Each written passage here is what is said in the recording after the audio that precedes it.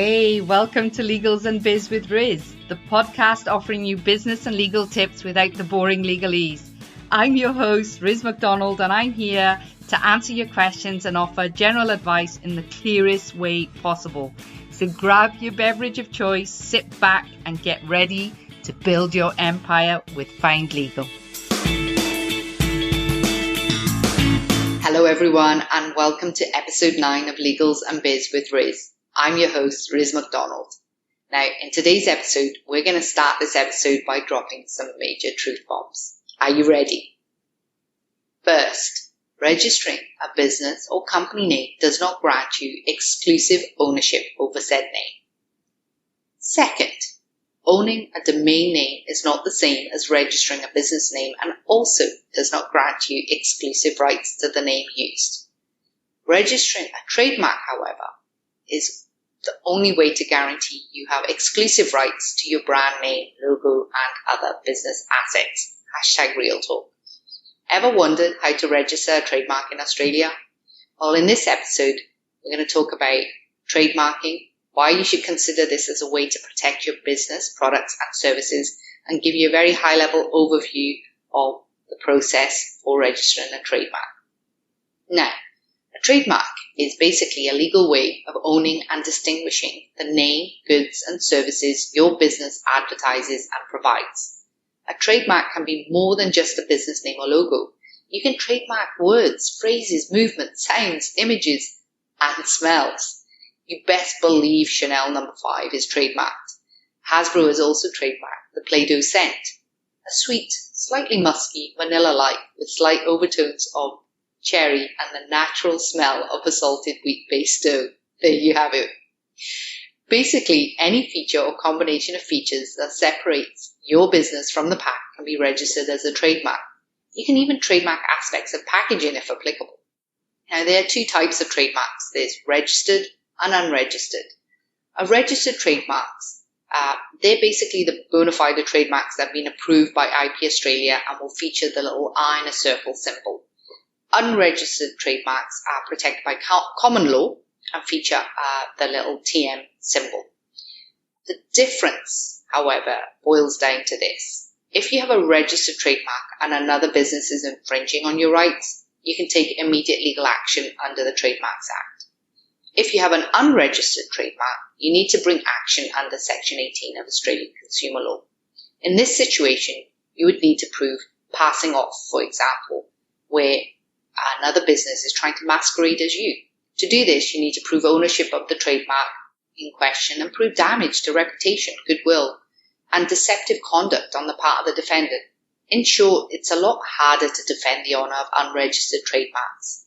Still a tiny bit confused? Look, I get it. But think of it this way. A registered trademark is kind of like being married, and an unregistered trademark is like being in a de facto relationship. The married person has clearer rights and privileges than those in de facto relationships, even though both situations are observed under common law. And look, we have no opinion on whether or not you get married, but when it comes to trademarks, we are in agreement with Beyonce. If you like it, then you better put a ring on it. In other words, if you want to protect your business, then you better register a trademark. Now, there are benefits of registering a trademark. When you register a trademark in Australia, your asset is protected nationally and you have an automatic right of action if your precious asset is exploited by third parties without authorization. When you have a registered trademark, the law is basically in your favour and automatically presumes the third party is seeking to confuse and deceive the public. So let's say you sell jeans that feature a unique zip that is trademarked. Let's call this zip tight. If another company begins to sell zip tight jeans, then you can call them out and show your registered trademark. Request an immediate cease and desist. You can also sue for damages. If you don't have a registered trademark, in this situation you would need to prove you own the phrase, zip tight, prove that it's unique to your brand, prove that you've established a reputation around the phrase and more, all the while your copycat can keep selling zip tight jeans. Overall, when you have a registered trademark, you have control over how it is used and presented in the marketplace. With a registered trademark, you can better protect your brand identity because you'll have the paperwork to back it all up. Now, how do you register a trademark? In Australia, trademarks are registered through IP Australia. And the process at a high level is as follows. 1, you search IP Australia's trademark register to ensure no one has trademarked your asset. And a tip here is to make sure you try the unique spellings as well. 2, understand the type of trademark you are applying for and define which goods and services classes your trademark will fall under. This can be complicated, so if in doubt, contact the Fine Legal team. We're happy to help. 3, apply for a trademark. The trademarks can be owned by individuals or companies, but not under your business name. 4, wait to discover whether or not your application has been approved. Now, once an application is submitted, it is examined by IP Australia.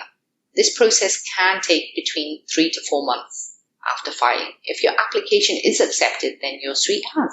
Your trademark will be entered into the Australian Official Journal of Trademarks and listed on IP Australia's trademark registry. And upon registration, your trademark will be protected for 10 years. How cool is that? But the overall total process can take up to 8 months. Now, if your application is rejected, you'll receive correspondence that outlines grounds for rejection. You will need to respond to this communication, and in our experience, this can get a little stressful. If this happens to you, know that the Fine Legal team is here to help and can assist in your response. Grounds for rejection can be because your proposed trademark is not distinctive enough, or it's too similar or identical to another trademark. All in all, we highly recommend registering a trademark for your business, whether it be a brand name or logo, a signature scent, or a special zip for jeans. Registering a trademark will protect your business and is generally a good investment in yourself. Over time, a brand's identity can become invaluable. You want to protect it from day one so that when you make it to the big time, you are bulletproof. If you have any lingering questions about trademarks or are keen to register a trademark and are unsure where to start, do not hesitate to contact the Fine Legal team. We offer a free initial consultation for all new clients. Thank you and see you next week. Well, that's it for this episode of Legals and Biz with Riz. As always, thanks for listening. If you like this episode, raise a glass and show us some love by subscribing. And if you're feeling extra jazzed, we'd love a little review. If there are any topics you'd like to hear about, shoot us a message and we'll get on it. Till next time, this is Riz of Fine Legal signing off.